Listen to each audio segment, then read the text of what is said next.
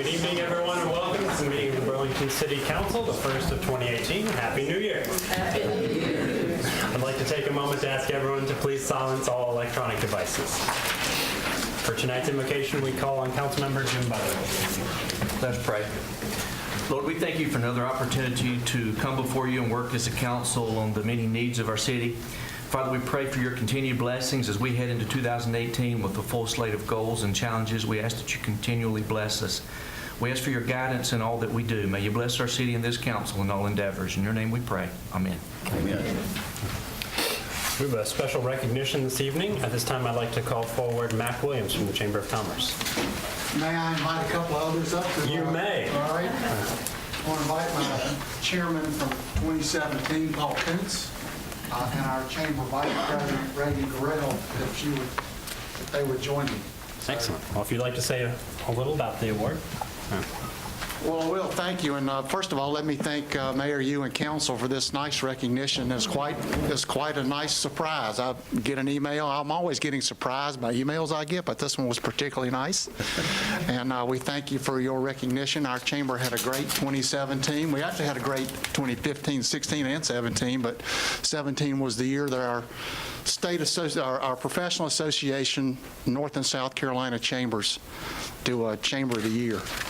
And for both North and South Carolina, for chambers our size. And so our chamber was selected for 2017 Chamber of the Year by that state association. So we're very proud of that, very happy with it, and it's an honor to be able to have a chance to recognize the volunteers and the staff that made that happen. So thank you very much. Excellent.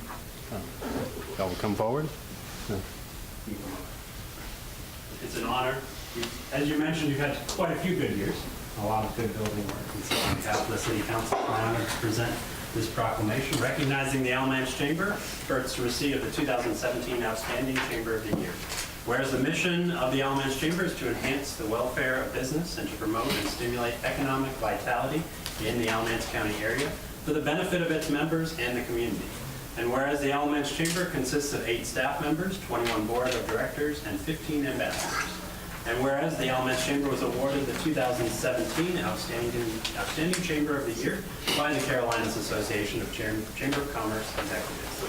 And whereas the Alamance Chamber was selected from among chambers, as you mentioned, in both North and South Carolina in the small chamber category. And whereas the Alamance Chamber was selected for this award based on the launch of the new brand, implementing a new news structure, introducing a new apprentice program, building a new website, growing an annual women's symposium event, and completing a capital campaign for the Alamance County Economic Development Foundation. Y'all have been busy. Now, therefore, I, Mayor Ian Baltutis, and the Burlington City Council issue this proclamation in recognition for the Alamance Chamber's award for the 2017 Outstanding Chamber of the Year. Congratulations.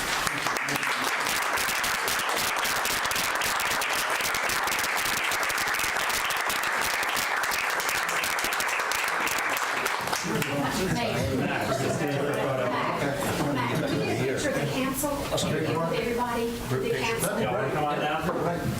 Thank you. Morning, Mayor. We're excited to be a partner.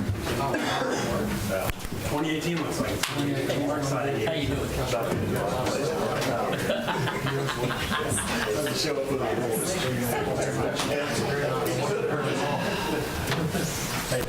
How you doing? It's good. Got everybody ready? Take a couple. Thank you.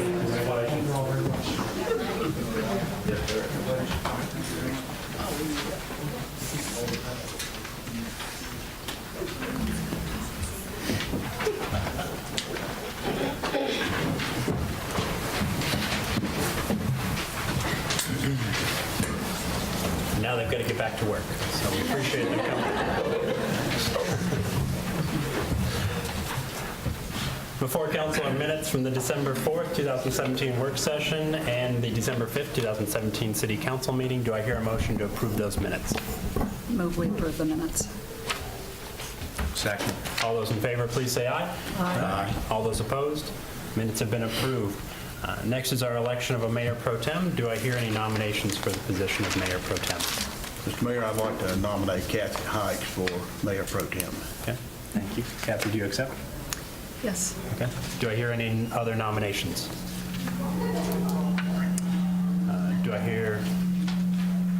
Do we need a motion to? Okay. No. All right. Bob, do we need a second to your motion or your I just nomination? need a second. Do I hear a second to the nomination? Second that motion. Thank you, Harold. So all those in favor of electing Councilmember Kathy? Move to close the nominations. Thank you. Do I hear a second? You're moving to I close. made the motion. All those in favor of closing the nominations, please say aye. All those in favor to close the nominations, please say aye. Aye. All those opposed? All those in favor of electing Councilmember Kathy Hikes as Mayor Pro Tem, please say aye. Aye. All those opposed? Congratulations, Kathy. And at this time, I'll ask Clerk Renee Ward to swear you in.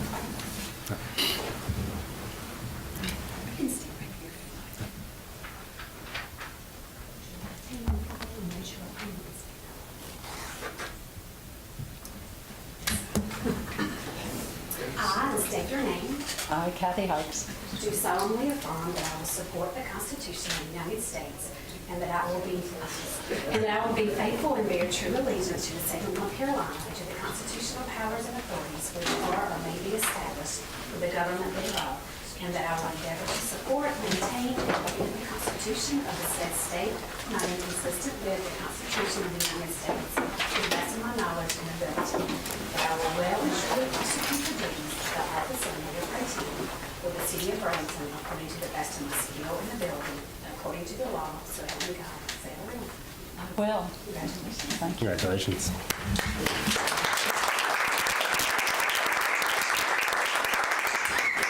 At this time, we recognize our clerk again.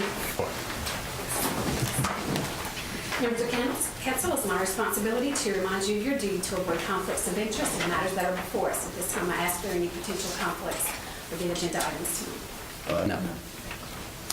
For council is the agenda. Do I hear a motion to adopt the agenda? So moved. Do I hear a second? Second. All those in favor, please say aye. All those opposed? Agenda's been adopted. Next is our consent agenda. These items are typically non-controversial. If anyone has any questions, please let us know. Item A, to set a date of public hearing for January 16th, 2018, for citizens to comment on the amendments to the 2017-2018 CDBG Annual Action Plan. Item B, to approve waiving bulk collection fees for the period of March 5th, 2018 through April 27th, 2018. Item C, to adopt a resolution to amend the ground lease agreement with New Singular Wireless PCS LLC for city-owned real property located at 2748A South Church Street, known as Number 4 Fire Station Tower Site. Item D, to adopt a resolution to amend the ground lease agreement with New Singular Wireless PCS LLC for city-owned real property located at 3715A Rural Retreat Road, known as Joe C. Davidson Park Tower Site. Item E, to adopt a resolution to amend the ground lease agreement with New Singular Wireless PCS LLC for city-owned real property located at 225 Stone Quarry Road, known as Stone Quarry Road Tower Site. Item F, to temporarily close Lexington Avenue from Davis Street to Maple Avenue on February 13th, 2018, from 12 noon until 11 p.m. for the City of Burlington's 125th Quasqui Centennial Celebration special event. Item G, to approve an amendment to the sewer agreement between the City of Burlington and the town of Whitsett. Item H, budget amendment 2018-23, Melvin L. Hall fund donation, the details of which are spelled out in your agenda. Item I, budget amendment 2018-24, fire donation, details of which are also spelled out in your agenda. Do I hear a motion to approve the consent agenda items? Mr. Mayor, I'd ask that we remove item G and put that on new business, please. Any objections to moving that item to new business? No objection. Okay. Do I hear a motion to approve the consent agenda minus item G? So moved. All those in favor, please say aye. Aye. All those opposed? Motion has been approved. And this time we'll move to public hearing. Item 1, a public hearing has been set to consider adopting a contiguous voluntary annexation ordinance of Pine Terrace Mobile Home Park. At this time, we recognize Senior Planner Daniel Schaffner. Good evening, Mayor, members of council. I appreciate your time this evening. What you have before you this evening is a voluntary annexation request for the Pine Terrace Mobile Home Park located on Apple Street Extension. I'm going to pull up a map for you so you can see that as well. This voluntary annexation meets all statutory requirements, and if there's any additional questions, the petitioner's attorney, Mr. Joe Kalo, is present as well.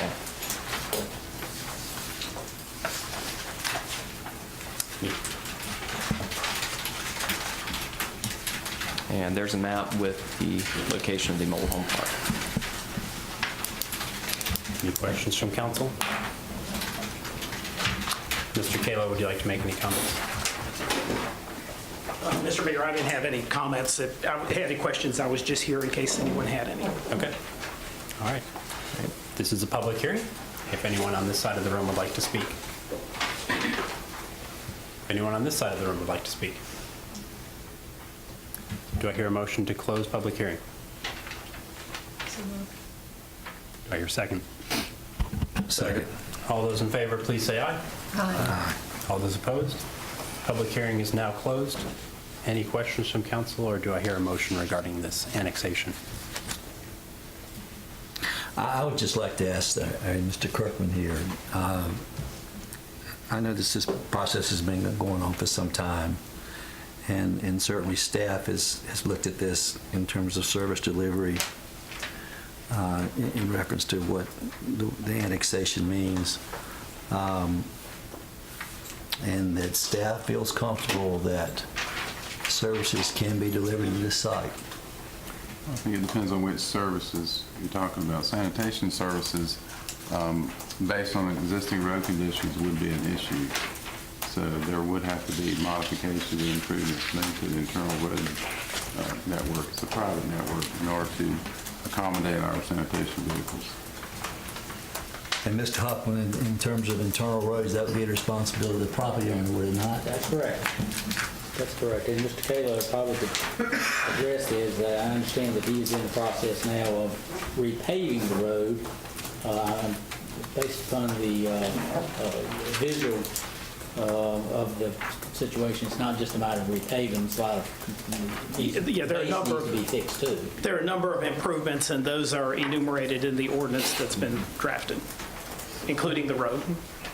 So just for clarification, and we can get into this more if we need to, but the internal roads would also need to be some coordination done on that to ensure that there's proper turnarounds. If Correct. The landowner wanted to have the city services, they certainly could do Correct. private services Correct. if they wanted. Mr. Chairman, I think the point is that the city's applying to this annexation no different from any other, applying our policies as we would, particularly as to garbage pickup and such. That's nothing we're doing different with this one as opposed to any other multifamily annexation. And Chief Smith, we feel comfortable the fire trucks can get in there. Well, just the same thing that Mr. Kirkland talked about, the condition of the roads are very difficult with the trucks going through. There is a section back in the back that would be a challenge, but we would just extend our hose line from the trucks to get in there. We would just go in as far as we could, so that's the way that we would operate should it be annexed. But it's not the perfect situation where we would have access like we would on other residential streets to be able to pull up there, but it would just be something we would have to deal with if it was annexed. Mr. Kayla, I just want to make sure that the owner or applicant understands the challenges that might come forth in terms of providing basic services. And certainly I would hope that he would also mention that and communicate that with the tenants who live in that mobile home park. Understood. Any other questions from council? Do I hear a motion regarding the annexation?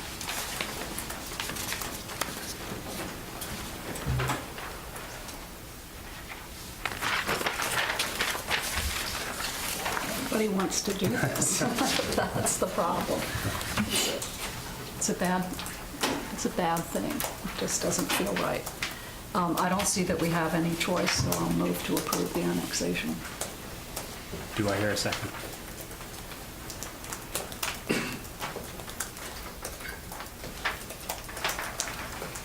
Do I hear an alternative motion?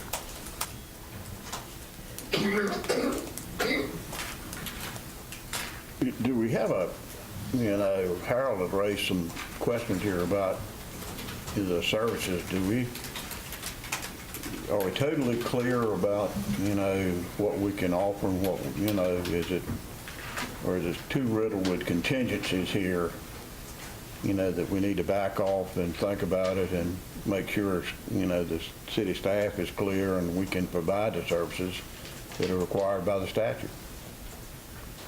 I mean, I'm not in a position to speak for the staff, I don't know, but it sounds like to me that there are some conditions, and I wouldn't want it come back on us, to say that, the statute says you're required to provide these services, and you are now not providing these services. In light of that, I would be inclined, to table this for a final decision until we get a little firmer grip on the services. I don't know how the rest of you feel, but apparently there's some uneasiness. I noticed there was not a quick second on the motion, if that's a hint. So, but in any event, I would offer an alternative motion, and it being a procedural motion to table, it would take precedence over the substantive motion to approve it. So I would make a motion that we table this matter at least to the next meeting, if not the first meeting in February, to make a final decision. So it seems like to me we just need a little more comfort level here, and if I'm reading everybody wrong, just let me know. But it doesn't sound like we're altogether comfortable with it. I think my concern is at the last work session, this council began to talk to our planning staff about doing proactive housing and working and trying to improve our housing stock in our community. With what it appears to be at this particular site, and by law or by the annexation law, we may be forced into doing this, we're going to annex an area that we cannot guarantee the people who's going to live there. I'm not talking about the owner here. I'm talking about the citizens who live in those mobile homes, the services that we're trying to improve for the rest of our citizens. And maybe that's being too philosophical, but some just doesn't make sense to me. And I think we need to be fair to the people who live at those mobile homes to tell them that we might not be able to provide certain really essential services that everybody else gets in the city. Now, Mr. Huffman, I know you're probably sitting over there having a stroke right now, but mini stroke. Okay. But the point I'm getting to is you've got to be honest with the people and tell them the truth.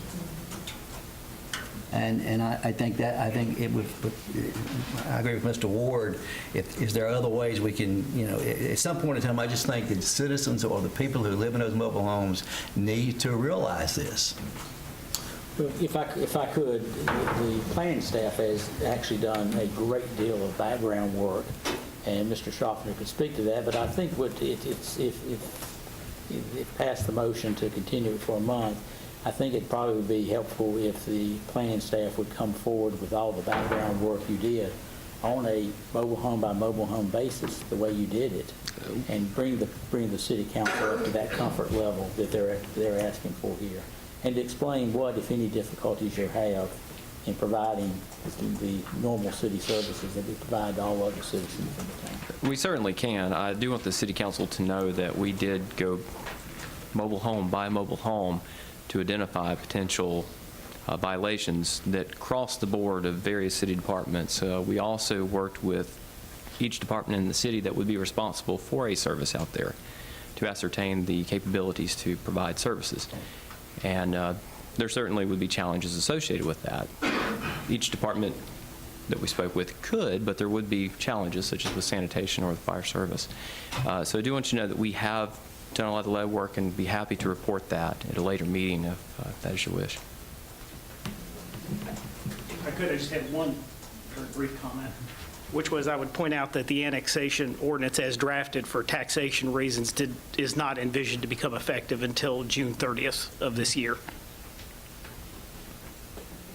That's correct. That's correct. And that's for purposes of efficiency in putting this into place so that you're not splitting up a tax year on the residents there as well as the property owner. Just so the people who are listening to this understand, this has been on our agenda several times, and you're becoming new to it, I understand, and you're asking really good questions. I think it's important for everybody to recognize that the city already extended water and sewer to this mobile home park, I don't know how long ago, but those were the services that people needed, and we have been providing them. What's happened is there is statutorily, the legislature has said as part of their annexation laws that we have to annex people if they are in the kind of situation that this mobile home park is. The benefit is going to the person who owns it and not to the property owners, to the people who live in the mobile homes. That's why people on the council are feeling so reluctant, because we're going to end up creating a positive situation for the person who owns the property, but not as positive a situation for the people who own the mobile homes.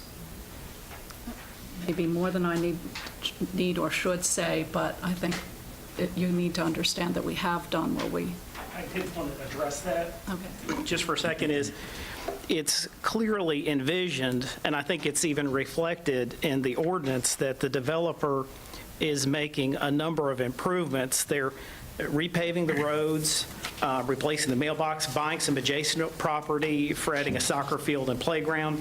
But all of these things, of course, cash flow within the property being annexed with the financing, and part of it is that it has to be annexed for it to work from a cash flow standpoint.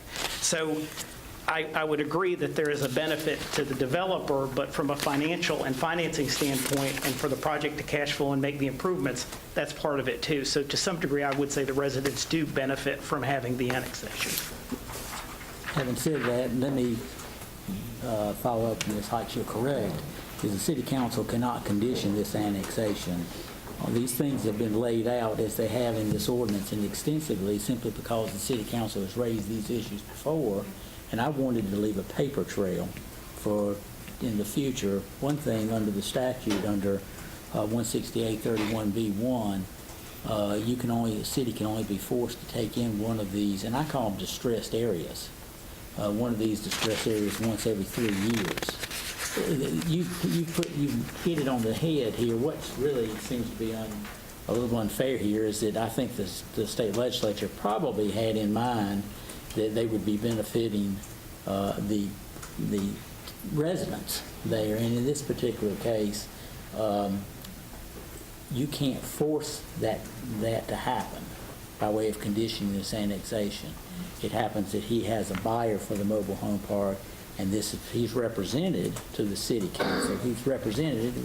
We can't control that, but he's having to do certain things to upgrade his mobile home park before he can turn around and have this sale come to fruition.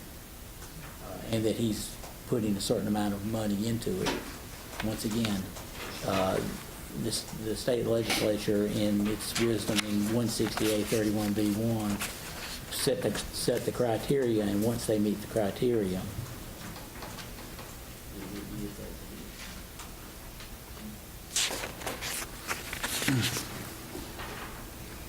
but I think it certainly would be helpful to bring out this, in particular with Mr. Owen. I think it'd be helpful if planning staff took the time at the next work session, which is, I think, the first meeting in February, if I'm not mistaken, to turn around and do an extensive mobile home lot by lot evaluation for the council's benefit, to show them how the services will be provided. Okay. And Councilmember Owen, when you mentioned services, are there some in particular? You asked Chief Smith about fire, but I know there's kind of a couple pieces to this. One is services that they do not receive, which is police and fire, and then there's ordinance-related conditions of do the properties in question meet ordinances laid out by the city. Well, and that's something else. And again, when we get into ordinances in reference to housing, if am I mistaken, are these mobile homes privately owned? That's correct. So if they're privately owned, and if we have complaints concerning housing, the people who own these mobile homes, the staff will have to go out there and require improvements. And unless I'm mistaken, over the last decade, that's going to come at the cost of the people who live there. And I understand the statute, but I think, I agree with Mr. Huffman, I don't think the legislature foresaw something like this when this statute was put into play. But I do think it's important for the council to recognize and to try to let the citizens know that I believe the people who live there are the ones who are going to not benefit nearly as much as you would hope would occur when the city extended services and annexed a piece of property themselves. And that's troubling.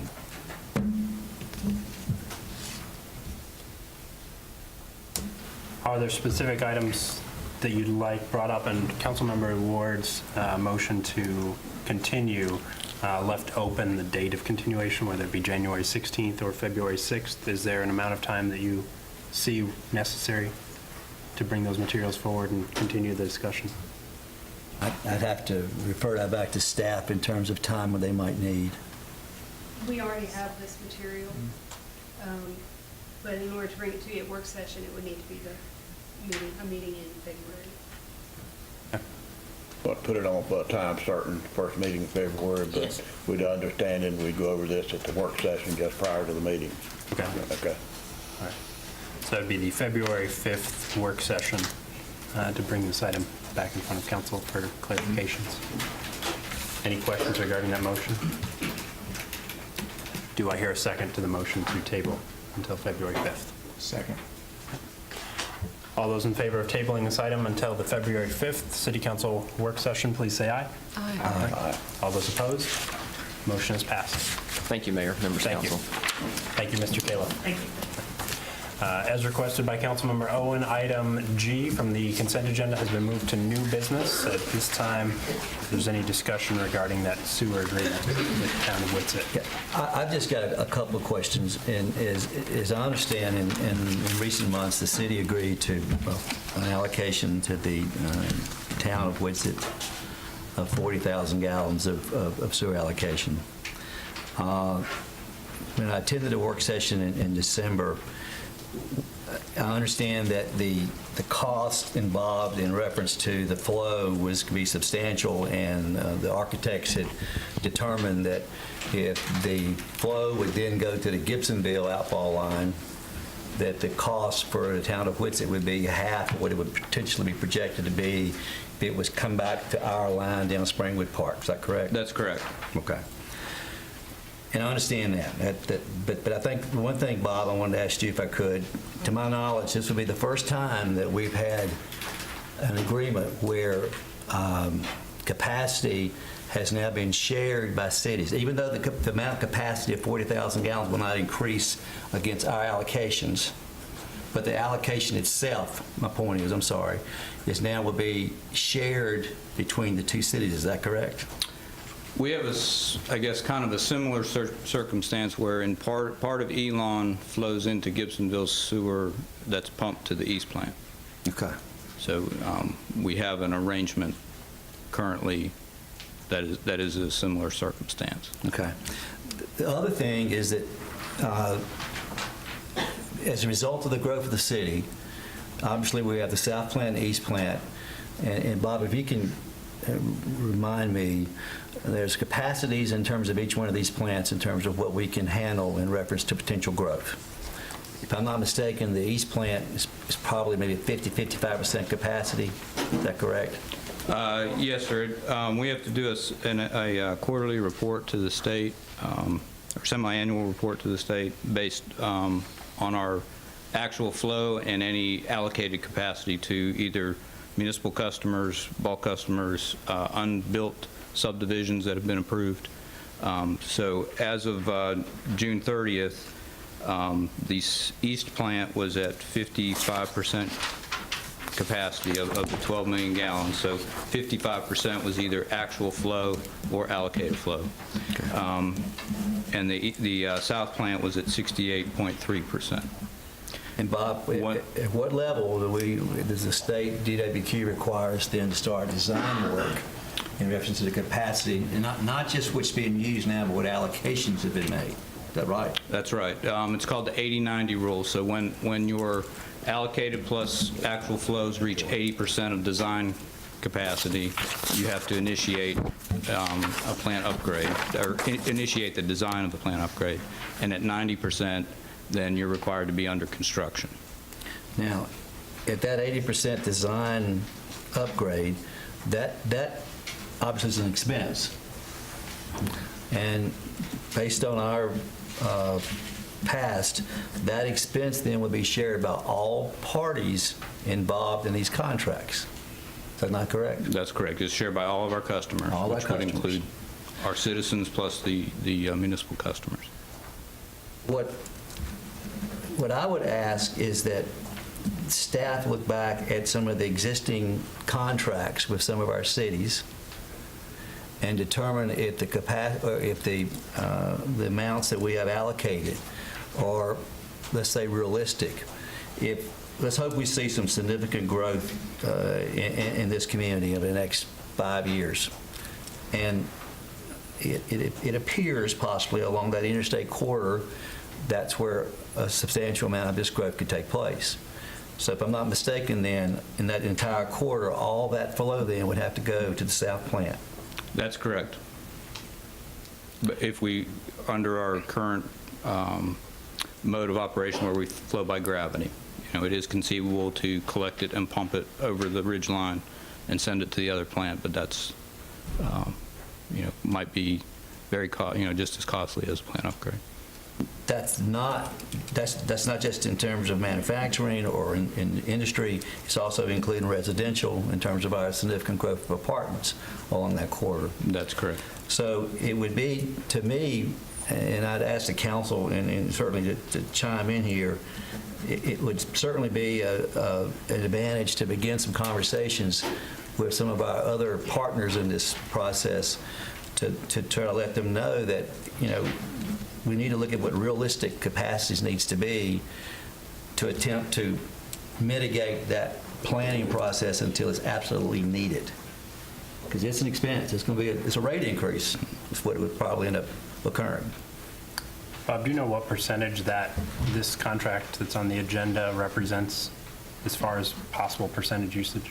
40,000 gallons out of 12 million, whatever that, it's minuscule. Okay. I'm not opposed to this particular contract.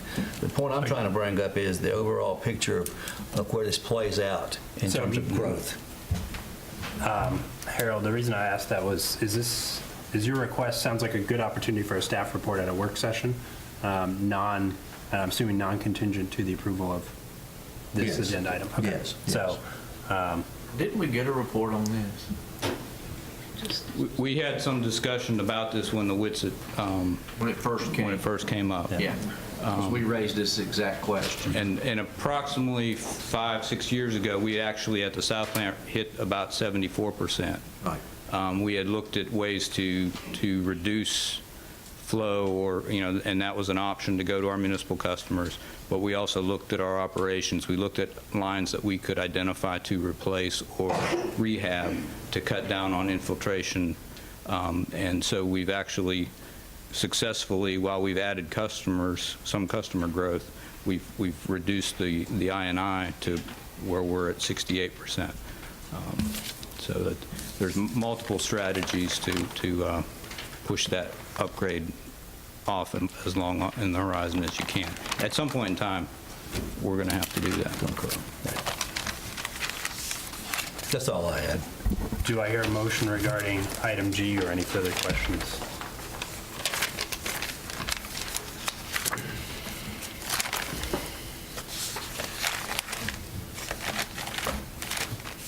Mr. Arndt, are you asking for this report to be the first work session in February? I actually make a motion to approve the allocation process.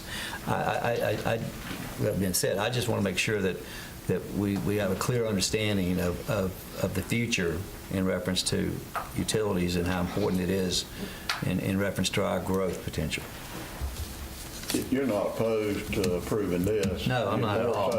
More so calling attention to we need to look at this issue. We've got to look at this issue with these contracts, that's right. In light of this, Harold, are you going to make a motion to approve it? I will. I'll make the motion to approve it. I'll second the motion. Okay. Any questions regarding the motion? All those in favor of the motion, please say aye. Aye. All those opposed? Motion is passed. Bob, is that review of capacity kind of something y'all evaluate annually, or is there a trigger point in the percentage? You mentioned 74% on the south plant previously. But we have these semi-annual reporting that we do to the state that the engineering department does and calculates those values. So we track it that way, and then we are in a kind of a continuous mode to assess our system to identify areas where we can make improvements to replace and rehab lines. So it's already part of the standard process is to review that usage and, okay. All right. Thank you very much. All right, next item on our agenda is the City Manager's Report, Alamance County African American Cultural Arts and History Center. As you can see, we have a surrogate city manager this evening. Hardin cannot be with us and has asked that we move this item to the January 16th council meeting. I know there are a couple folks who signed up to speak regarding this during the public comment session at the end of the meeting. Are there any objections from council for folks who may not be able to attend this January 16th meeting? We'll be able to speak this evening. Okay? All right, so I've got Jane Sellers and Lashana Austria. Is there anyone else who would be interested in speaking regarding supporting this who cannot attend the January 16th meeting? All right. At the end of the meeting, you'll have a couple minutes to speak. Any other questions regarding the city manager's report? All right. Next is our boards and commissions reports. We have a number of those. Thank you, Amy. Good evening, Mayor and Council. The Planning and Zoning Commission for December actually just had one item, and I will scroll down here so you can see it. We're looking at this piece of property, which was annexed into the city in October, and they will have what is called an initial zoning, not a rezoning. They were zoned CU heavy industrial and CU light industrial when they were just in Guilford County. But they have been annexed into the city of Burlington, and right now they have no zoning. So we are going through that process. P&Z looked at it last month, to you this month. They want to rezone, or to initially zone it as MFA multifamily residential. And 3 members of the public spoke, and their concerns were what the development would look like, what all the jurisdictions in the area were, because there was some confusion since there are so many right in that area, and was their property also being rezoned. The commission had a consistency statement. I move we recommend approval of this request based upon consistency with the comprehensive plan. This action is reasonable and in the public interest in that the amendment is compatible with existing land uses in the area, and the motion passed unanimously. Any questions? Any questions from council? Why do I feel like we've already seen this property? Because you did see it in October for the annexation. It wasn't very long ago. It's that parcel out by the truck stop. I'm just wondering, having a deja vu, and I just okay.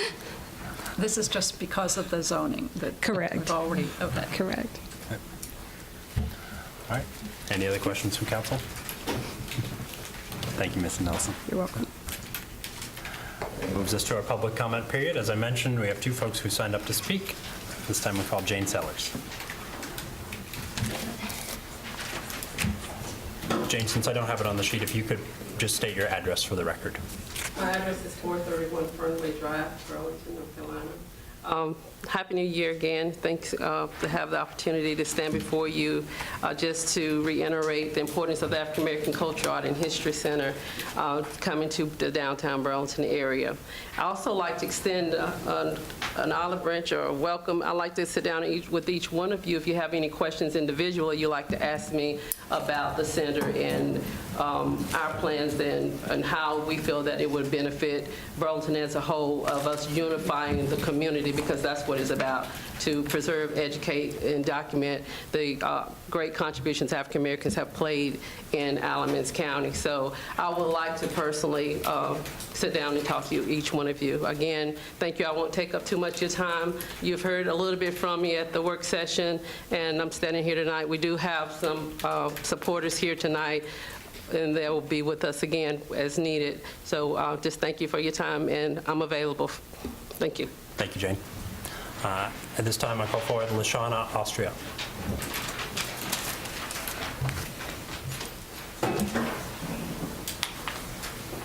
Welcome. If you also could state your address, just for the record. Certainly.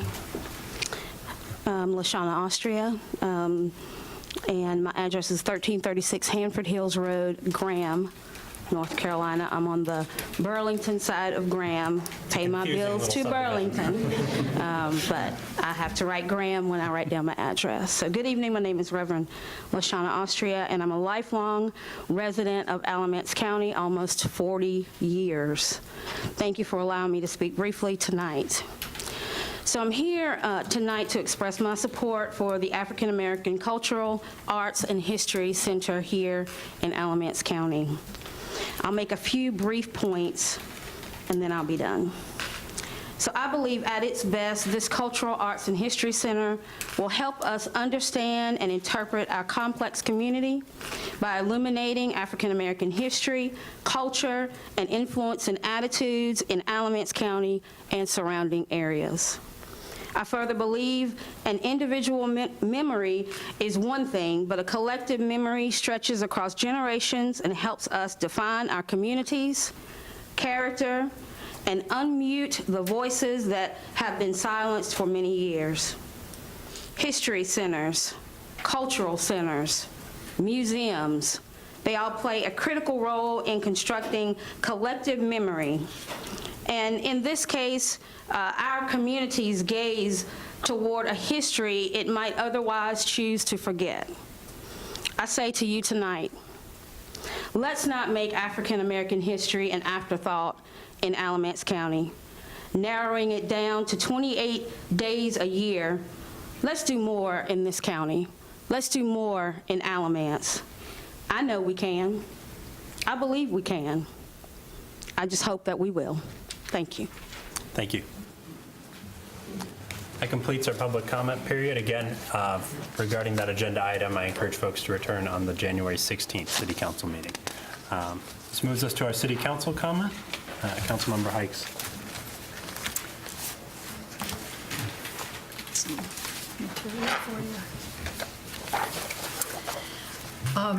We said at the last meeting that we would discuss a proposal for a youth violence task force and discuss it at this meeting. And to remind you, the primary goal for this is to prevent and reduce youth violence. The tipping point that motivated me to take action on this was the recent killing of a 17-year-old by another youth of the same age. The second goal is to alert the community to the seriousness of this problem and to help understand what we are concerned about, to let our citizens know that the problem will get worse if we do not address it. Youth violence affects all of us. It says something about our community that we do not want to be said. The third goal is to find out what is driving this. Are there root causes? And then arrive at mutual goals and perspectives to improve the systems where they need improving, intervene when needed, and thereby improve our community. Since we last met, I have been listening to others, and I've heard from many citizens who have expressed interest in what we're trying to do. I've met with dozens of youth-serving professionals involved in the work of preventing crime and working with young people. There are many more who may have insight into this problem that I did not have time to interview. There seems to be some momentum around this topic. People are concerned about their cities and our county, and they want to help make the improvements that may be needed. There are very few people who are sure what that needs to look like. There is no single strategy that will immediately fix this problem. I think we have the public will to engage in this problem, evidenced by the response I have had. It is clear to me from the reading and listening project I have been working on for these last 6 weeks that we have to look at root causes and not just symptoms, as well as the systems that are already in place that work and those that don't, to prevent this violence from happening. There are models and strategies out there that have worked in other places that need to be looked at for their potential to work here. I have looked at various statistics, surveys, and needs assessments that different groups have done in our county, and they seem to suggest that we have many areas that we could review. This is not just a law enforcement problem, but it's a public health problem too. Kids who are subjected to violence become violent. Children who see violence are at risk of becoming violent. Families who experience violence are sicker and die younger. Trauma hurts, and it costs us a lot. We need to stop the cycle. One thing that is missing from the conversations I had is young people. We need to talk with young people about what they think is going on. One group has been doing that already. The Alamance Citizens for a Drug-Free Community has done a survey of some children in grades 6 through 12 in our county and some of their parents. Youth say in this survey that they have stress, mental health issues, bullying is a factor, social and peer pressure. Many of the adults say that they feel disconnected from their youth. I've read these surveys and assessments that are out there, but I have not drawn many conclusions from them, except that we seem to be lacking in mental health services. The assessments I've looked at, and some of you have had access to them as well, are the community health assessment, the Pride survey on drug and alcohol use. There was a Morrowtown survey that was done. The Juvenile Crime Prevention Commission also has a needs assessment. The Public School Forum Roadmap for Need also includes Alamance County among its statistics. There are many things that I learned in the last several weeks that I did not know, and you may or may not know these things, but our police department has done amazing things, has a comprehensive program of outreach and crime prevention, and the chief reported on that at our last work session. There's a faith-based community action group, there's Junior Police Academy, there's DARE, their Neighborhood Watch, there's Girls with Pearls I spoke to not too long ago. All kinds of programs going on in the police department to get out and engage with the community, and young people especially. We have a Junior Crime Prevention Council, and I'll call that Juvenile Crime Prevention Council, called JCPC, that's headed by our own Chad Laws of the police department. Their mission is very similar to what I'm talking about. They're deployed by the county and funded by the state, and they support several youth-serving organizations and court-related entities. The Department of Justice report that Jim brought to our attention gives us a common language and evidence-based programs that have worked in other cities that have applied them. And I'll review a few of those. There are Cure Violence, which deploys outreach workers and violence interrupters to mitigate the conflict on the streets. There's a program called Defending Childhood that works to stop child abuse and end child trauma. There is an idea called Restorative Conversations, which teaches middle students to talk through their grievances with each other, and it's cut down on all school suspensions dramatically in the Chapel Hill-Carborough system. And then there's Gang Resistance Education and Training, which the title speaks for itself. These are not strategies that we are employing now, but could be considered. all in all, we are a community that does a very good job of collaboration.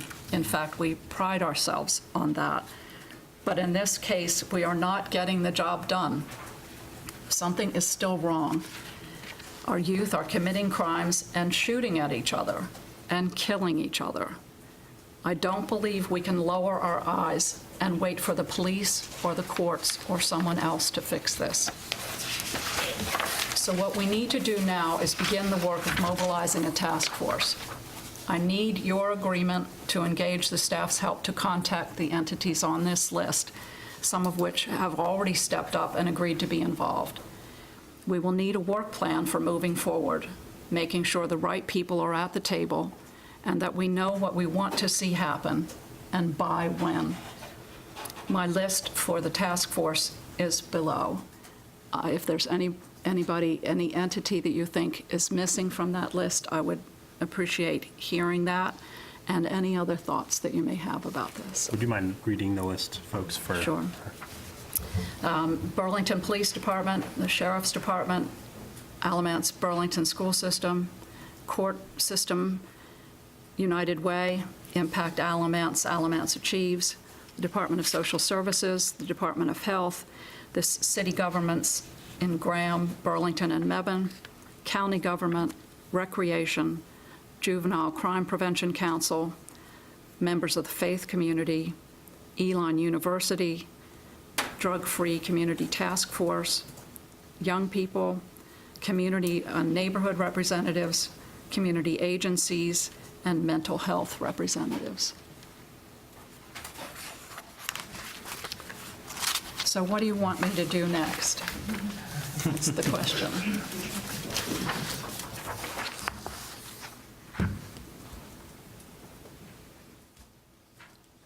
I think you've done a fantastic job summarizing this up. From my reading and conversations throughout the community, the success stories that I've heard from other communities have been around collaboration. So the task force that you've suggested and begun compiling, I think, is the right direction to move in, to really understand the lay of the land.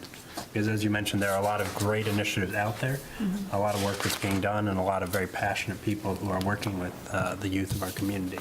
I've had the opportunity to speak with many students all across our school system, and they are benefiting from that. But as we're seeing from the stories and the headlines and the statistics, it's not enough. And so we really need to understand more about the lay of the land and the forces at play and how we can bring together stronger collaboration initiatives to move forward. So I'm in support of So what do we envision this task force? What is going to be their charge? To look at the kinds of things that I looked at, but in a more comprehensive way, and then to decide where there may be gaps in the services that we need. So I've spoken and I've met with various leaders, faith-based communities, some other leaders, and the concern is that a task force can be a little cumbersome, a little slumbering. There's some ideas that they have that they would like to share with us on what they think the problems are. I would like to hear from the community, so we would have a better idea of what to charge our task force with. If we could have an open forum where the community could come and speak about this, get some feedback from the people that are living in the neighborhoods where some of these things are happening. Nobody understands like the people that are living in it. And if we can touch a need at its most basic level, where we can make an impact, where we can put our finger on it as a council, as leaders in this community, and say, this is what we need to address, then we'll have a clear purpose for this task force to try to have some sort of scope or purpose. My fear is that time's not our friend. And there's a lot of people out in the community that are engaged in working with this problem that are not part of an organization or a group. They just live there. They can tell us clearly what they're seeing. That's what they've told me, to bring tears to your eyes to hear some of the stories. And one of the I was told if there was just a facility where some young people who, maybe because of a home life, they drop out of school, maybe their home life's not good, maybe they may have parents on drugs or incarcerated, they've got nowhere to go. So they get adopted by gangs. They get adopted by drug pushers. And then they sell drugs to pool their resources to maybe rent a hotel room one night. So they don't have to sleep in a car or in the woods or at a drug dealer's house. And the next thing you know, it spirals. So there's some really good knowledge from the community that says, hey, this is what's going on in our neighborhood, and this is what we need. I would really like for us to create a platform to hear from the community. The people that touch this, that live it, that know it, and then as we begin to shape how we need to address this thing, we know where the rubber meets the road, and there's probably some really good ideas right there that they just need some help implementing. If we could create a platform no different than just a public forum for and recruit individuals to come in here and say, tell us what you're seeing.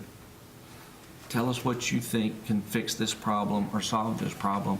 And we might find out that we can start working on some things immediately, and then a task force that we put together will have a little clearer purpose. These are some of the things that we've heard. I agree with the idea, support it 100%.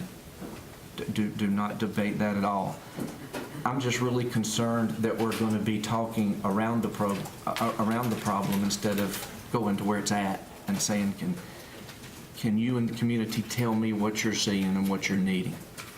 Because at the end of the day, that's our role, is to take what the community says. We can sit in a room and put a lot of great minds and PhDs together and come up with a lot of studies. But I promise you there's some people that are living in that community, in the neighborhoods where some of these things that are happening, that can tell us real quick, this is what we need. And I'd like to have a platform for community input, feedback, and then let's march off on this endeavor, if that would be feasible to everyone. I've just heard enough real, factual situations and ideas, and it's gut-wrenching. But the resolution lies within the people that are living in these neighborhoods and in these communities. They know what's going on, and I think that feedback would be important for all of us to hear. Let me follow up on that. I think I like that idea, but too often here we have public hearings and we put it together with all the other business. If we were to do that, I would like to offer the suggestion that we dedicate one evening to that, just for that purpose. Agreed. And give it some good publicity and let folks come in and tell us. Because we have a lot of things to do at each and every meeting, and if we just put it with that, I'm just afraid that we get lost. I think we need to just dedicate one evening to that, one public hearing, and publicize it so we can get some real good public input. And I agree with one thing you said, well, a lot of things you said, and I agree with what Kathy is proposing. But I have found that the people who experience these problems know better how to solve them. That's right.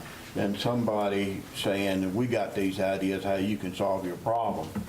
So it'd be good to hear from the people that are experiencing them, if we can get them to come and tell us and also share with us their ideas about how to go about solving it. So I think it's a great idea. I think we just move forward with it and develop it. I mean, it's probably going to take on a little different structure. It could, once we hear from everybody. But I think a beginning point would be to start with that. So I agree with you both about the need for public input, but I think if there's anything to be learned from how we've received public input over the last couple of years, when you look at things like the Greenway and Bicycle Plan or what our consultants are doing for the Maple Avenue Corridor, it's that the public doesn't always engage anymore in a public hearing. Some members can't get there, some members prefer to engage electronically. And so I would be in favor of allocating staff to evaluate how best to engage, and it may be in the form of a public hearing and some online processes and some digital communication to really make sure that we're reaching out as far as possible into the community. And I think that would be a good scope for the beginning of work, is to allow staff to begin to work with Councilmember Hikes to scope this and to really reach out in the community and solicit that feedback and those ideas. And then from that, we can reconvene in a few months with that information, with that feedback, and then scope the project going forward, scope the task force going forward. We need to take this platform to the public so that transportation's not an issue, so that those that don't have internet access or can fill out an online study, that's not an issue. We need to go sit down in the community and say, come tell us, talk to us. That's what I see. Actually, it might be more than one meeting. Well, that's where I'm... It might be, it may very well be meetings at different places, because honestly, no offense, but I lived in this building way too long. A lot of people don't like this building. This is not where I think some people that we want to hear maybe feel comfortable to come and speak at. We need sort of some neutral sites here, schools or some other facilities where people feel comfortable. And both of you all done good work at this, but let me go back to Jim's point. 4 weeks ago, I had a friend who was in Charlotte, and the state high school football championships was played, and a team named Charlotte Harding won the state 4A championship. But they had not won the championship before, so what? Well, a week later, what came out of it was their quarterback was one of those kids that Jim's talking about. As a sophomore, he was ineligible for grades. He was homeless. And if you remember the movie Blind Side, this is really a blind side. He actually moved in with the coach and his wife, coach's wife with him, in their home. Well, football championship was fine, but the greatest part about it is this kid in 2 years earned a offer from the Naval Academy, I believe it was the Naval Academy, for a full scholarship. There's kids out there that's just lost. And it's just not high school kids. I've been told there's tons of kids that are much younger than high school kids. So I like all y'all's ideas, but I'm not so sure who the staff is going to do all this. But it's pretty easy to put it down to the staff and at Rachel. Everybody looked at Rachel. Y'all know this thing. I don't know what y'all did. Everybody looked at Rachel when this thing came out. But I just believe that when you have these groups of meetings, it's better to go out and sit in the community where people feel comfortable in coming to than this structure. I think we've got some fantastic examples of, again, some of the feedback we've received over the last couple of years, as well as the Chiefs community meetings 2 years ago, which were phenomenally well attended. So I think staff has the resources to give some good direction and to really bring these partners together to get that feedback. And I'd be very curious. I don't necessarily want to be at every single one of these meetings. I know we all have very busy schedules, but I think together with staff and community resources, we can bring back some phenomenal information that will help us move forward as a whole community.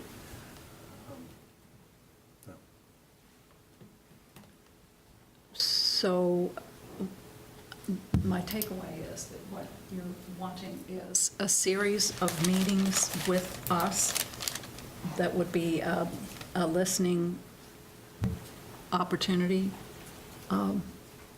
for us to learn what people are dealing with. How do you figure that will be accomplished? Kathy, do you have people from all these groups that you've contacted? No, I've talked with some of the people in some of those groups. I think we need to encourage people from these groups to come to these meetings and listen. Okay. And speak too, but to keep everybody on board here. I think I'm not pushing against what you're saying, but let me just put this out there. I think that there is a way for the task force to be the listeners on that.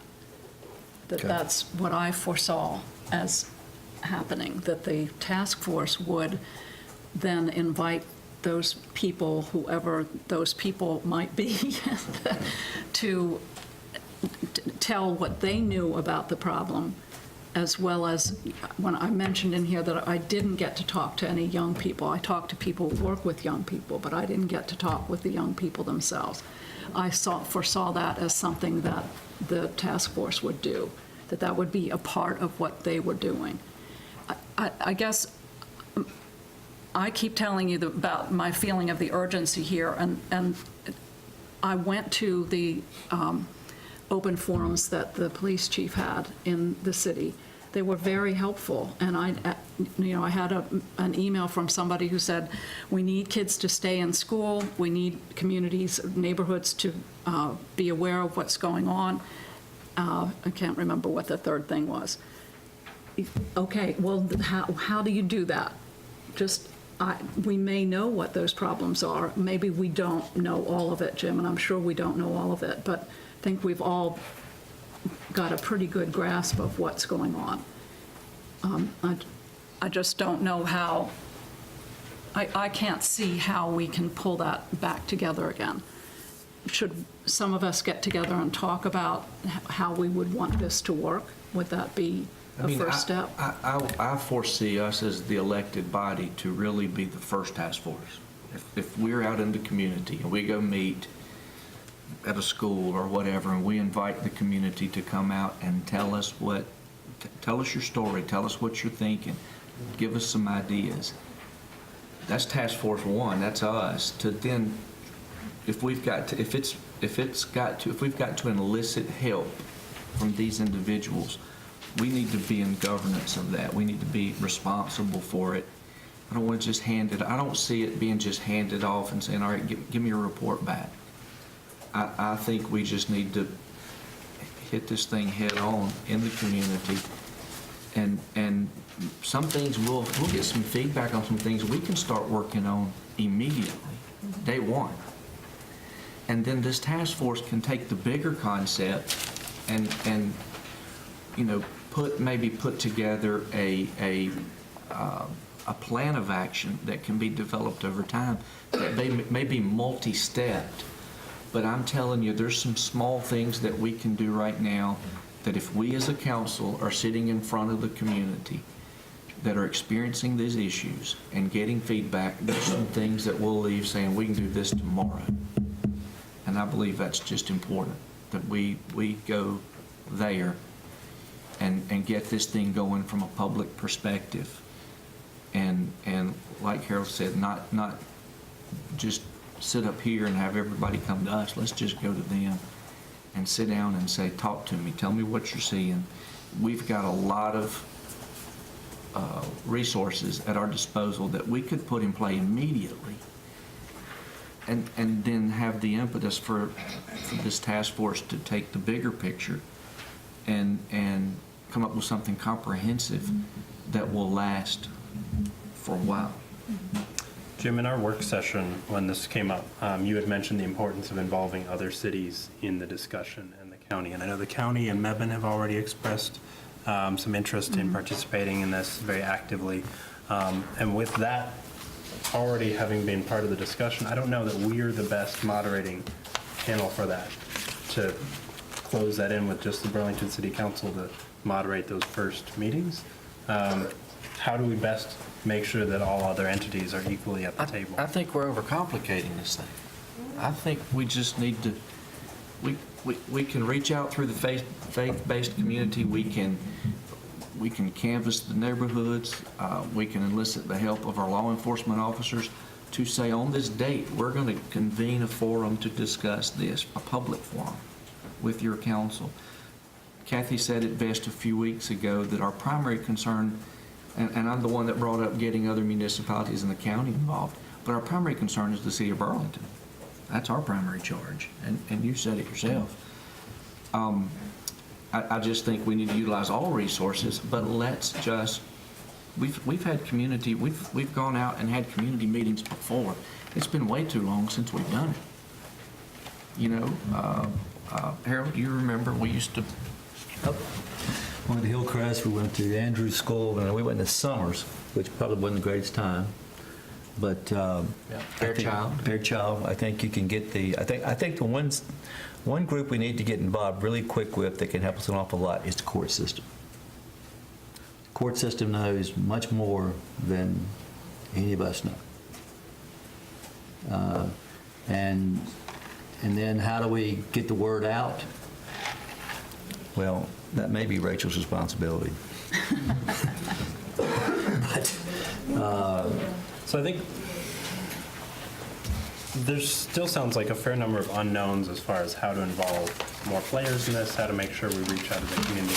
Should the task force initial responsibility be to develop a model for what this public input looks like? It sounds like you could go either way. Yeah. And I'm perfectly happy to have, listen to the public. That is absolutely what I am asking for, to get that kind of feedback. So if we want to start it that way, that's fine with me. I think eventually we're going to have people who are going to be the ones who focus on the problem. I think if we could just have one community meeting somewhere, just start with one, see what feedback we get, then we can determine if we need to add another or do something else. But at least the picture becomes clearer for us and for the charge of a task force if we're going to put something together. These are the priorities. These are the things that are most important at ground zero. That would be my hope. I support any endeavor to address this, and if it is moving in a different direction, I support it. But I feel strongly about getting in the community and getting some feedback so that we can make some initial assessments ourselves. Can I say one thing too, Mr. Mayor? The public meetings during the community meetings will be good for adults and everything, but I'd suggest, since we're looking at youth, we try to arrange something in the schools to get the students out to listen and maybe give us some input. I mean, probably not going to get gang members there, but at least you get kids that maybe will be afraid of gangs or, can tell you what their worries and concerns are. Mm-hmm.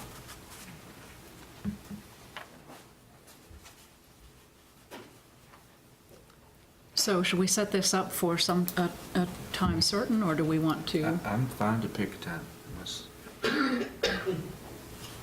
Do we want it to be in lieu of other business for city council, or do we want it in addition to a city council meeting?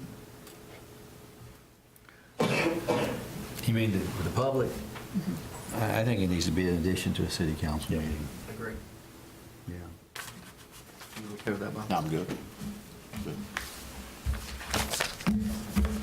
I don't know that I am in favor of picking a specific date, but setting a no later than time period. Okay. Yeah, that's fine. We can work with Renee on a date. That's been easy for the other things you're trying to put together for us. So is there a time scope of no later than that council would like to see this convened? February 15th. Does anybody here tonight have anything you want to say about it?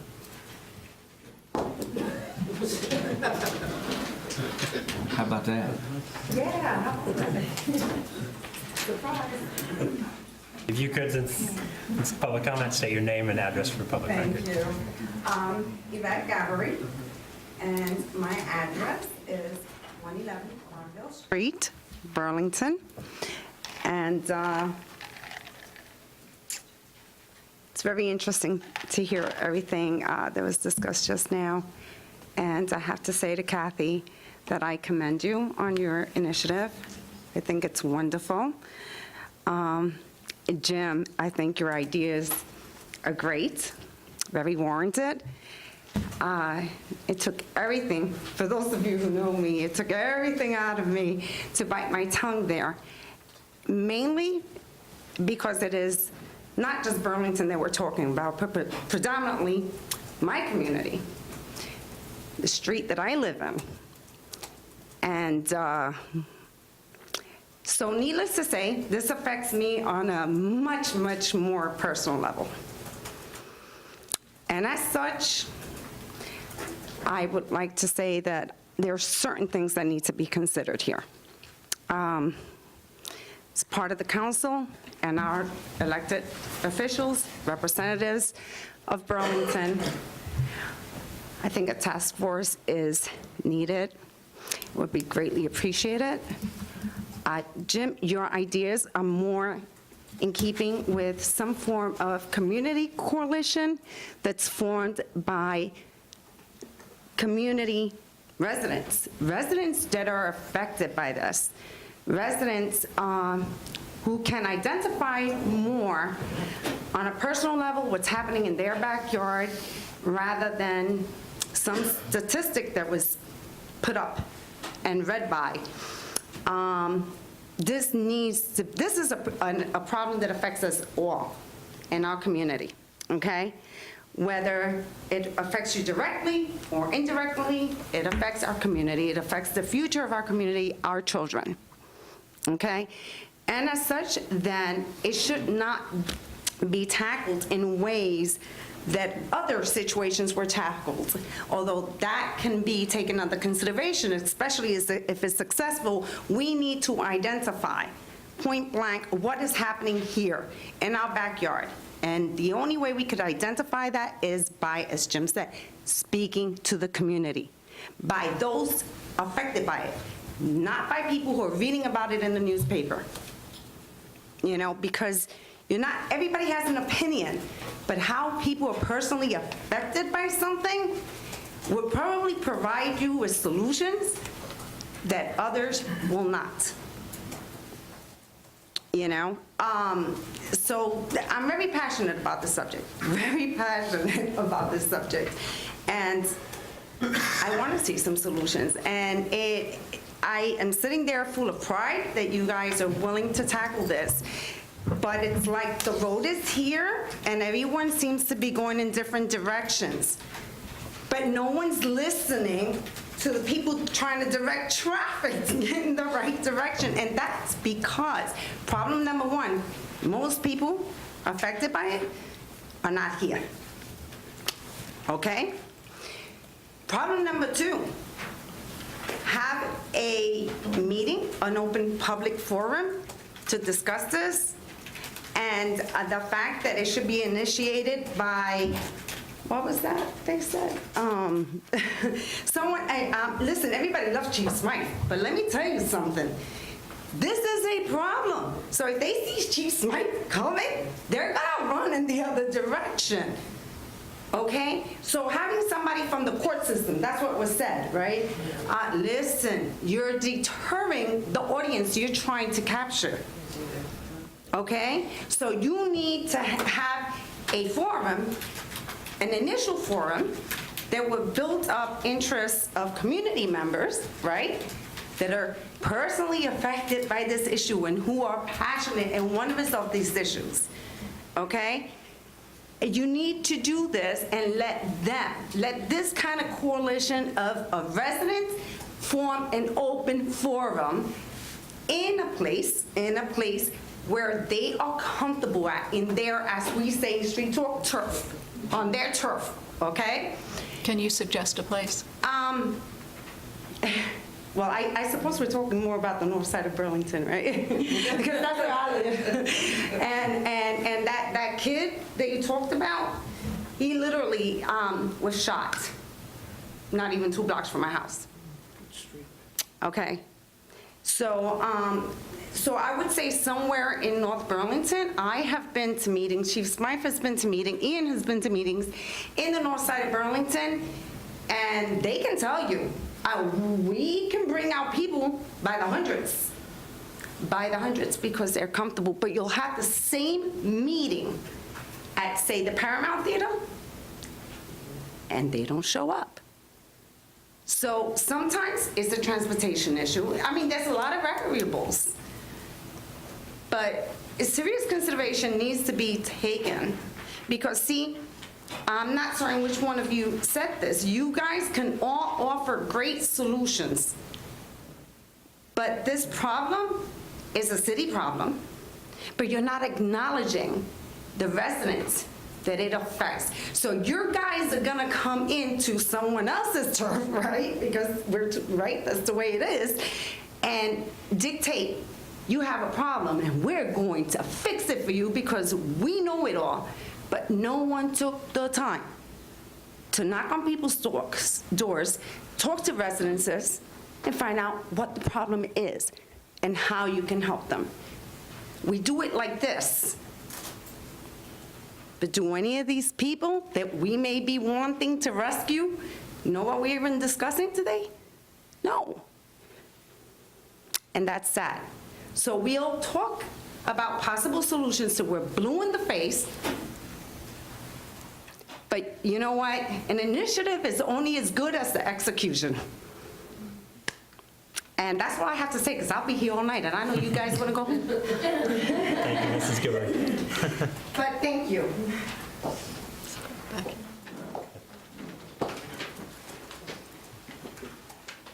Good afternoon. If you could state your name and address. Jose Alegria from 1717 Askew Street.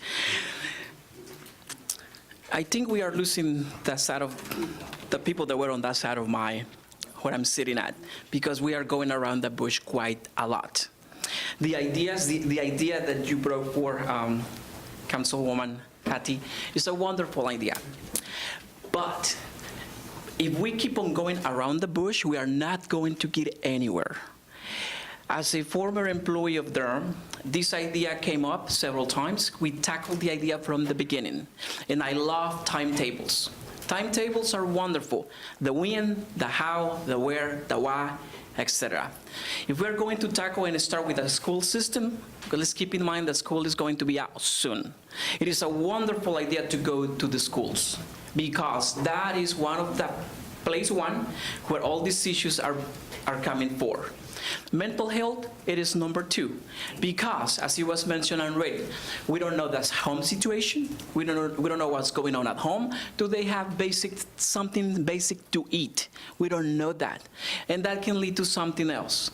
My small office on Queen Anne Street has been broken twice, and through the grapevine, I know who did it.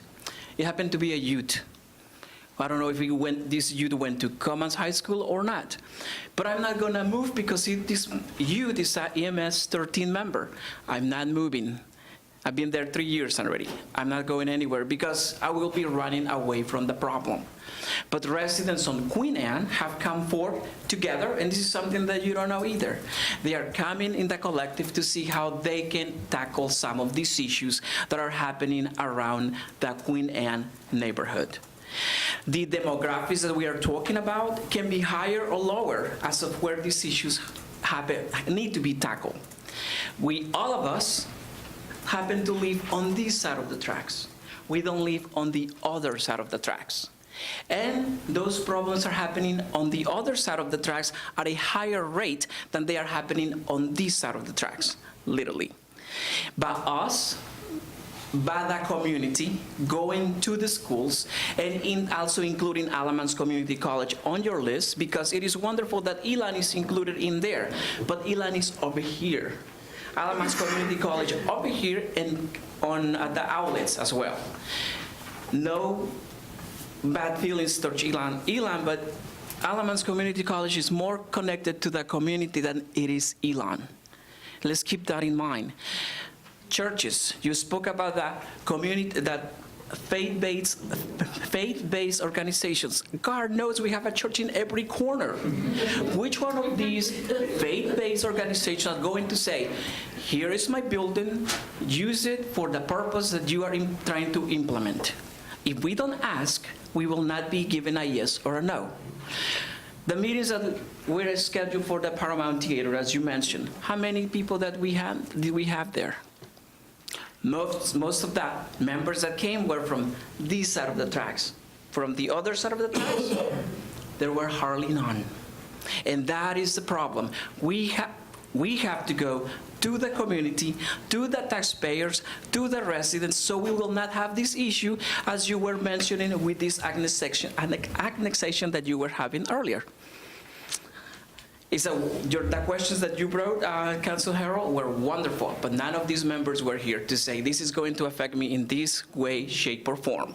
And that is what we are trying to do. How can we work with the youth that we are trying to reach so these problems will decrease with the help of the parents, of the schools, of the community-based organizations, and that is what the African American Center is very much needed, because they, or we as a collective, will have a plan B, plan A, and so forth.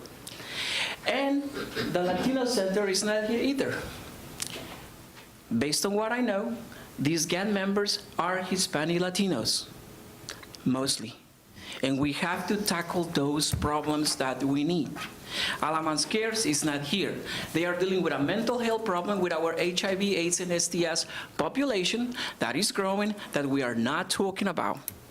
And that is also a mental problem that we need to address. Down home, North Carolina is here, which is full of youth, eager and willing and ready to go to work. And I'm proud to say that I'm a member of them. NAACP, Jonah is here, and other members as well, whom are ready to go to work. But we have to work with the community and target those groups that we need to target. From the beautiful table that where you all are, talking and talking about it is going to do nothing. We have to establish a timetable and say, this is when we are going to meet. The PR department needs and has been doing a great job, but we have to target those communities. And yes, it's been mentioned already. Some of them don't have internet access. Some of them don't have transportation access. Well, let's see how we can get them to those meetings. But my thought of idea would be start with the community, with the churches. Let's ask to let us borrow their facility. And with a small donation, they will be happy to cover at least the light bill for that one night. But that's where we have to go. It is 1, 2, 3, 4, 5, 6 members of you that you can split your time and go and hear those ideas, those thoughts on how we can fix this problem. I know that we all have busy schedules, but I like to come in because he's everywhere at any time. And that's what we all need to do, is split your time, be there as a listener. Do lots of listening, because we will hear lots of pros and lots of cons. But that's how this project is going to come to the light. And if we want to make it work, the collective is what's going to make it work. Instead of talking too much, it's not going to get us nowhere. The timetable, the when, the how, the where, and who's gonna do it. Volunteerism, we have plenty of individuals, not people, individuals, community members out there who would love to volunteer on this project and make it work. And my question to you is, how can I help you to make it work? Thank you for your time. Thank you.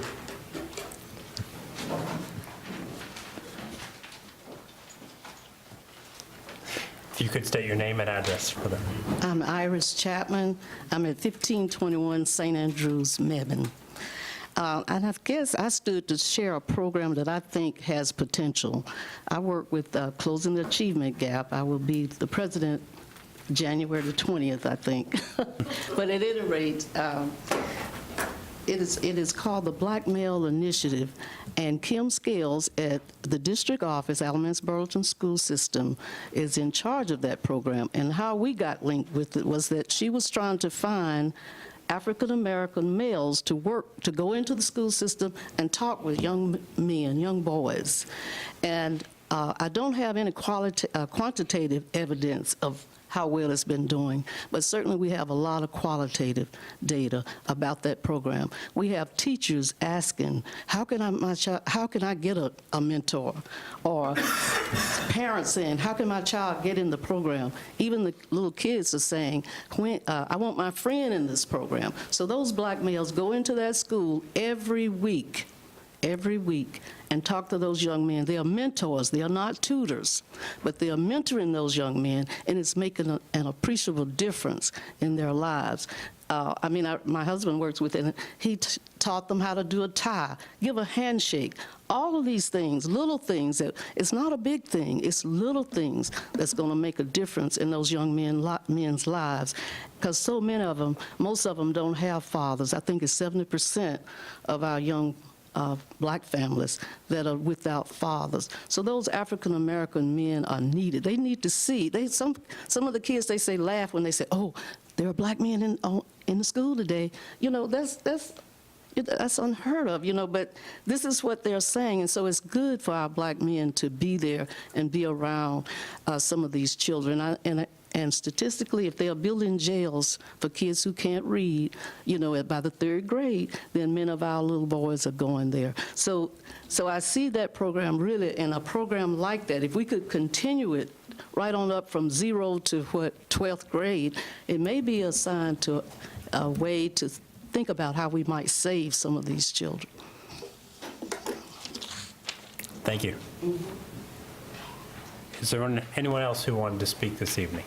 Recognizing that this is hopefully just the beginning of a wonderful outpouring of community feedback. See, Kat, we've had our first meeting. There you go.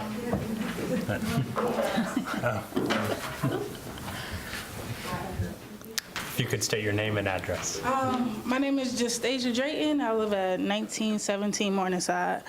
And what I just wanted to say was to wrap everything up is that when we come back on January 16th for this is exactly why the community needs this center. Because this is a place where they could come because I live in Morningside, so that's Eastbrook Apartments. So you see a lot of them, especially in the summertime, just, you know, the youth just hanging out, not nowhere to go, no jobs, no nothing. So when you see that, it's like, dang, where y'all going? Oh, we don't know, we just out here. And I'm like, y'all don't have nowhere to go? They're like, no, this is just it. And that's not good. So places like this, they can open it up, have them come near different programs or different things, so you're saying you need examples of what to do, and the community's here is showing what we can do. So and that's all I got to say. Thank you, Justasia. Ed.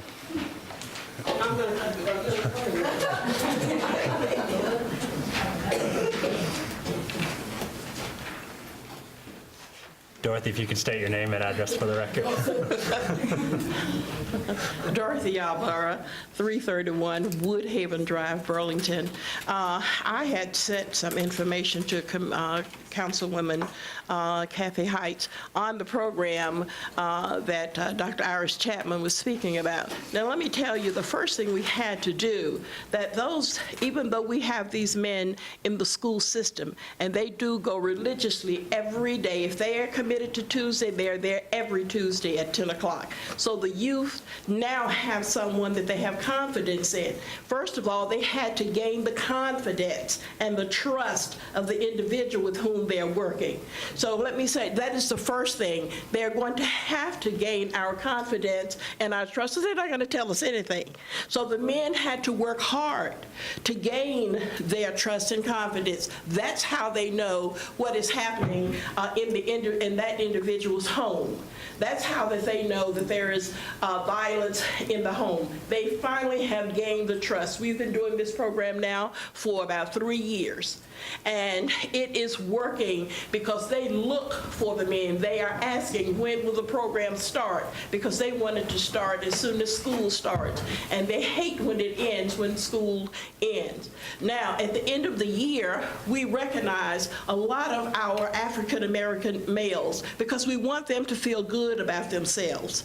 And we look at kids who have made the AB honor roll. That should encourage the others, the 6th graders, to make the AB honor roll. But what you have to do in order to do that, you can't be in any gangs. You have to attend school. Your behavior must be good. But then they see these young men walking across the stage getting recognized. And so that influences and helps the other kids. But see, we've got to make sure that we have someone in place helping these students make the AB honor roll. We talked about places where we could have these meetings. Let me tell you now, if all of you sat at the front and attended a meeting, how many African-American families do you think is actually going to come with 7 or 8 white men sitting in front of them, and how much do you think they're really going to tell you? Not a lot. Because they have to gain your confidence first. So we have to have some people on the task force, or you have to have someone else calling these meetings. You ask about places. We have been successful in getting individuals over at the Crump Educational Resource Center. We have been successful in getting people over at the Positive Attitude Youth Center. So places like that. We certainly don't want to invite them down to the police station, not necessarily here, and Lord knows not at the courthouse. Immediately, they have formed an opinion why we have them there. We don't want them to do that. We want them to look at the positive.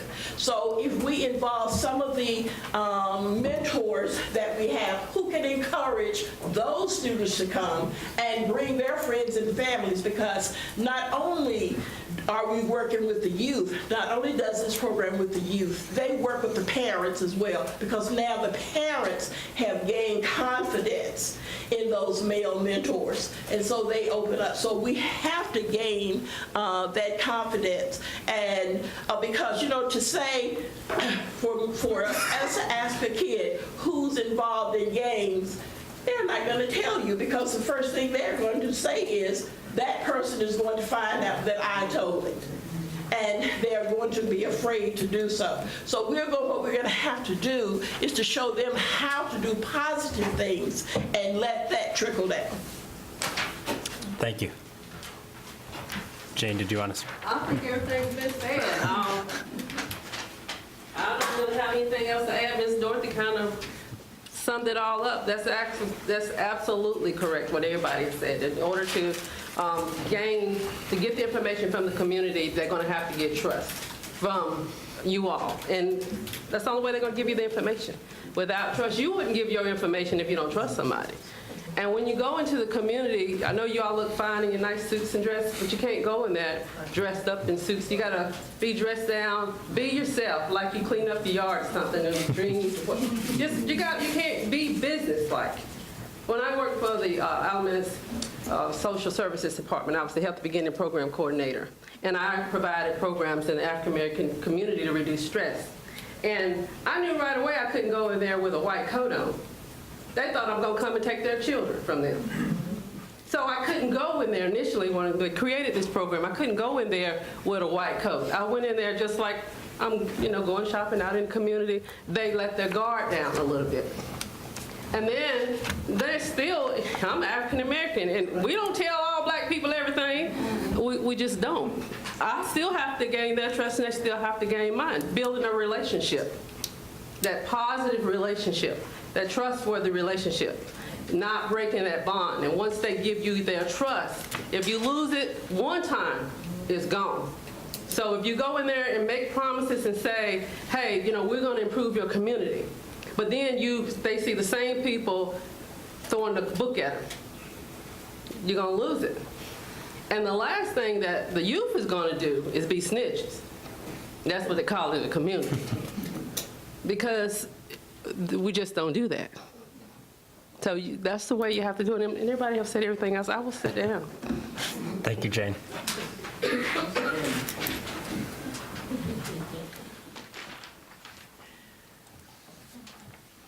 What I'm hearing is that there's going to be some amazing feedback. But what I worry is that among the 5 council members here at the table, that's still not enough ears to really hear it and to really fully digest it. And that's when I first heard Kathy talk about the task force model, I really envisioned more boots on the ground, as folks are asking for, really more people out there listening, gathering those things and bringing it back for council to begin to digest it. There's a fantastic model that I learned about last year at National League of Cities called Community Engagement 2.0, which is being put in place in Philadelphia, which is, I think, a good model to use for the task force as to how to reach out and really get into community and really engage with individual people and empower and build that level of trust, and then enable them to tackle and deep level discussions about what's working, what's not, what are the forces at play. As I fear, setting up a room with a bench and a bunch of white faces looking back, we're not going to get the full story. And so we really have to look at how do we build a model that gets us the full story? How do we really get public input that gets us that full story, gets us good information, because without good information, we're not going to make good decisions. We're not going to understand the issue fully. Just a couple of comments here. My concern about all of this is whether people will trust us enough to come. The other thing is that I don't believe for a second that I can solve this problem. This is the problem for the community. And the people who are involved, the people who are being hurt by this, the people who live in the neighborhoods are the people who can fix this. We cannot fix this, and we know that. And I've worked enough with trying to change the way things go in a community long enough to know that until people decide to stand up and do something about this and say, we've had enough, this is not going to happen anymore, that it's not going to change, because I can't fix it. There's nothing that I think that the city can really do outside of what it is we are given the power to do, like help clean up neighborhoods or pick up the trash or make sure people are getting the kinds of services that we've provided, like fire and police protection. That's our charge. But what I'm saying is I want this to be a community thing. I want it to be that. I don't for a second want to have this ivory tower discussion about this, because that's not going to do any of us any good. It's not where I'm coming from at all. But I have to rely on you who spoke tonight to bring people in. It's going to be up to you. I can't get people here because I live on the other side. I think about things in different ways, perhaps. I have different experiences, but I am absolutely willing to be the person who listens to what people have to say. And I think everybody on the council here is trying to say that. But it's going to be up to the community to come and be with us and trust us enough to listen and have you have a chance to listen to each other. You're not one person that all thinks the same. You live in this community, just as we do, you have opinions that are different, and you have different ways of looking at this, and that will be very helpful. But if you don't come and you don't bring people to have us hear that, then it's not worth the exercise. So I appreciate that you're all here and that you were kind enough to stand and tell us what you're thinking. And I'll leave the pearls behind when I come and talk to listen to people in the neighborhood. Kathy, how are you going to dress down? I want to know that. It's not my, that's not, but I can. I promise you I can. So what do we learn out of this then? It's a big discussion. Well, I think we have people who have volunteered to help us have this first discussion that that I think will be very beneficial all the way around. So let me ask you this then. Is it a concept to consider, is these people who spoke up here tonight, for them to organize the meetings? And we just come? When do you want it? Where do you want it? And a lot of time do you want it? It's that simple. I mean, if that's what, I mean, I kind of grew up with a lot of these, well, I go way back with kids in this community all over the city. So what I'm hearing is the trust factor, and we all, that's a key here, is it may be the way that for individuals to step forward to coordinate meetings, and it can be different communities. Now, I'm not, this is Kathy's job now, she started this, okay, so, but the point I'm trying to get to is that you simply get groups together with us. I think churches is a great place, or any community buildings, and then you invite, if it's the council members. I still think at times we need some people from our police department there to just listen. But you guys run the meetings. All right, Dorothy, what do you think of that? Donna. I mean, I'm serious. Well, so that community engagement 2.0 that I mentioned is really community-run meetings. It's less about the city preaching a doctrine of how we're going to run a meeting and more about bringing people together to problem solve. And we've seen it in some of the problem-solving community feedback sessions we've gotten through consultants that we've used over the last couple of years. That's why I used Greenway Plan and the Maple Avenue Corridor. If you've been to a Maple Avenue Corridor meeting, which you should go to the one on January 8th, you'll see that it's not a panel and a community discussion. If we look at attendance for the last couple councils sitting at a bench asking community to come into a room, we look at the attendance of community members. We were lucky if community outnumbered council for many of those. And so the model that how people want to engage has changed. And what I'd really love to see out of this task force, out of this, is an accepting of that changed model, a recognition and a willingness to engage in that new format, and to not go back to the same old, come, stand at a really imposing, scary microphone and bare your heart and soul. Because we'll get a fraction of the heart and soul from that format that we would through a more engaged trust-building process. And if we really want to be successful, I think we need that. Can I say one last thing? I think also, do I need to stand up? If you could, for the recording, yeah. We're talking about Burlington, not Alamance County as a whole, and I know I may be plugging in African American Culture Art and History Center because I do think it is very important. And I think the one thing that if you're talking about on North Burlington, what's not seen is a lot of support. So now you have a white council that want to go to the black community and haven't really engaged the African American community. Do you understand what I mean? So, and we're trying to go and save this area from youth killing themselves, killing each other, and wanted to gain support or gain trust. There has to be more things outside of going to talk to them about their problems. There got to be more other positive things to be shown so that they'll be able to engage. There's just not, it hasn't been. And the center will provide that. The center will give them an opportunity to say, hey, I don't have to be in a game, because I see all these other examples of people that made it in the same area and not in a game, whether they went to college or not. So it's great. Yes, we have to go. I'm in that community a lot. I born and raised in the community. But you have to have other positive outlets for them too to see.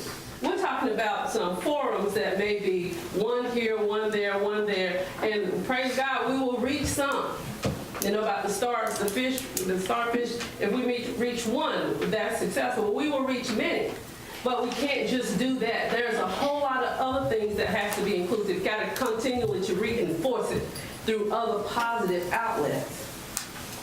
And we have a lot. There's a lot of other youth organizations that's in Alamance County for these youth, and funding needs to go to those organizations. I had an organization, Teen Session to Succeed Outreach Incorporated, or mentored youth throughout Alamance County in Danville, Virginia. But wasn't able to sustain it because of funding. We have council people funding money, and Lord knows I love my animal, I love my dog too, but we have $1 million in an animal shelter, really, when we have human beings here?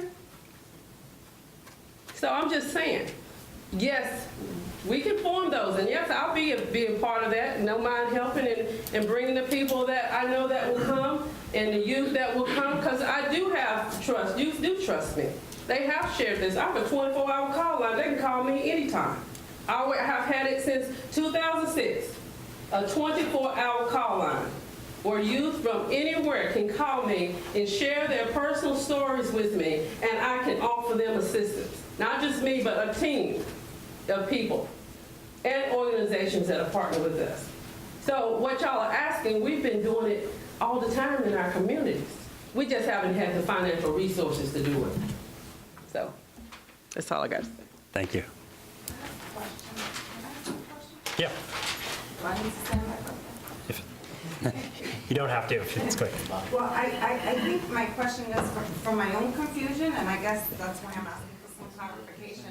Based on a lot of the feedback that we're getting from everybody, I think the feedback is great. It's all positive and headed in the same direction, but I'm not certain if I've lost along the way something, right?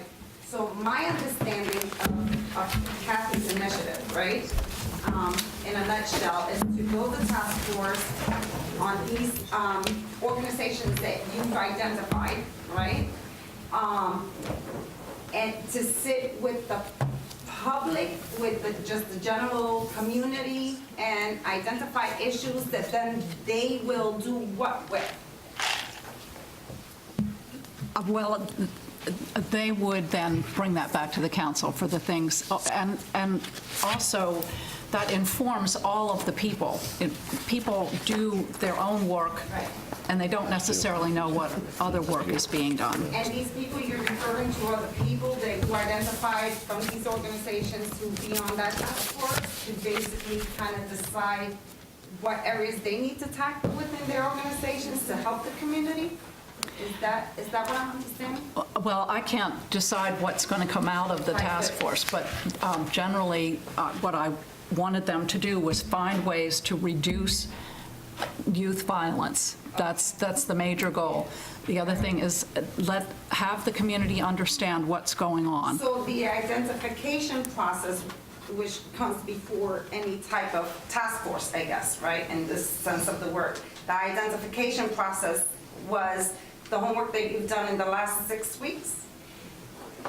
I mean, I guess that's where I'm kind of lost. Like in order to have a task force, right, to deal with issues, these issues need to be identified, right? Which obviously they were. So the form that they were identified wasn't in the form in which you discussed in your opening statement, as far as like the homework you've done in the last 6 weeks, talking to different people, looking at reports, reading. Those were the identifying causes that this task force is supposed to undertake? No, they're talking about holding a forum to let the community. Okay, but that came afterwards when Jim brought it up. So I'm trying to go back to the issue because I kind of got lost somewhere. Okay, well, I'm kind of getting lost in your question. My intention in doing the research that I did was to help me understand who would need to be a part of the task force. Okay, so, I'm with you. Okay. And the list that was read off is by no means a complete list. It was just simply the early suggestion, and a couple additional organizations were mentioned, and those have been added as well, but I think that's going to be an ongoing. Okay, and the public forum thing, right? I'm not mistaken in saying that Jim was the one that initiated the possibility of that taking place, right? To help, okay, yes. So based on this, right, now I'm set straight. I'm sorry if I confused you a little bit, right? So then I go back to saying what I originally said is basically you're creating a task force to tackle an issue that was identified by others serving the community, right? But these identities, these organizations don't service the entire community because not the entire community are using these resources, right? So outreach is not enough. Hence, you need a public forum the way Jim suggested, right? And so this public forum can be held, like Jose said, by community members, right?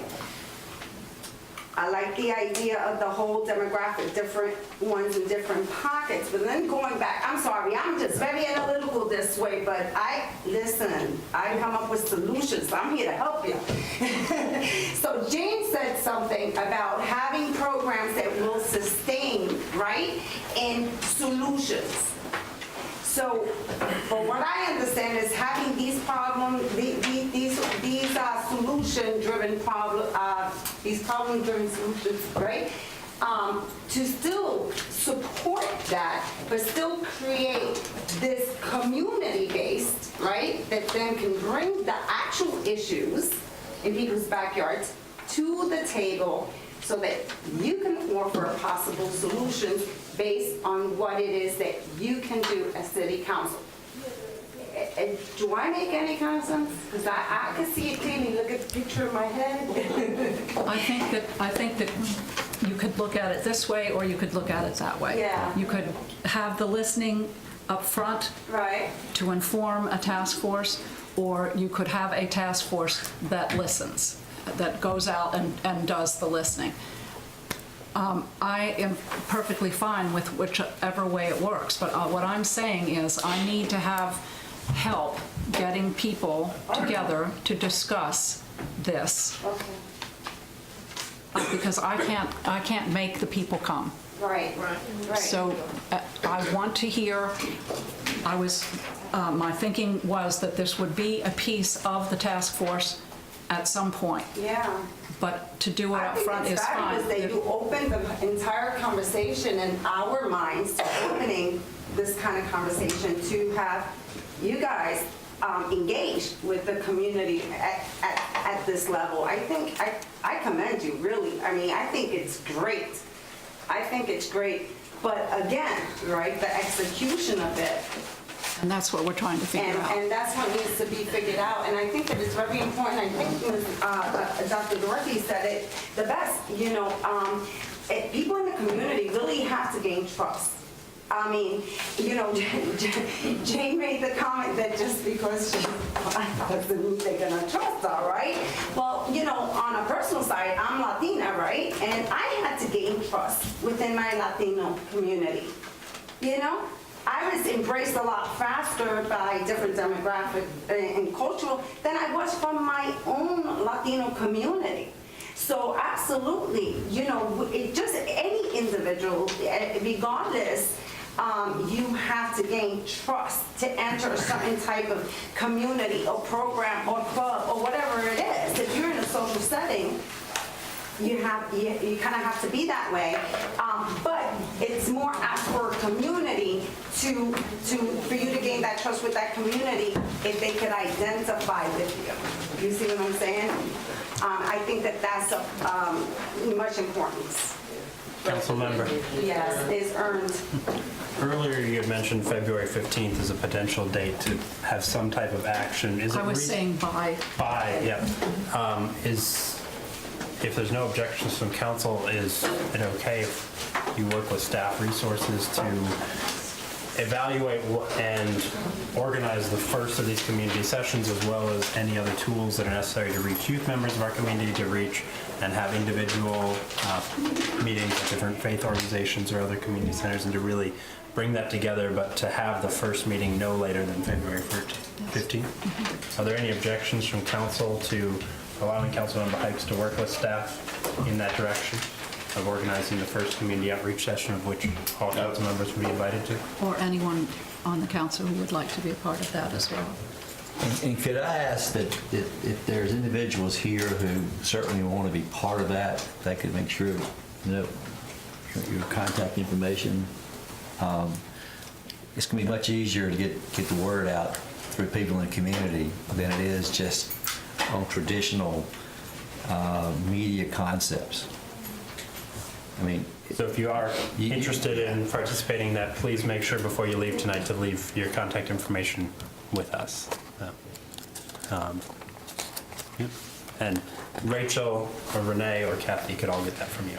So, all right. Thank you. Any other comments or questions from council?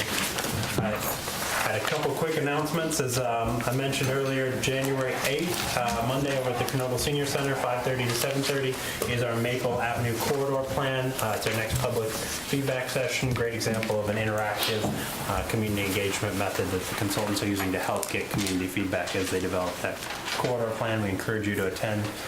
January 6th this weekend is the next No Frills 5K. It's a superhero theme. We encourage you to don those superhero costumes and brave the cold out there and running.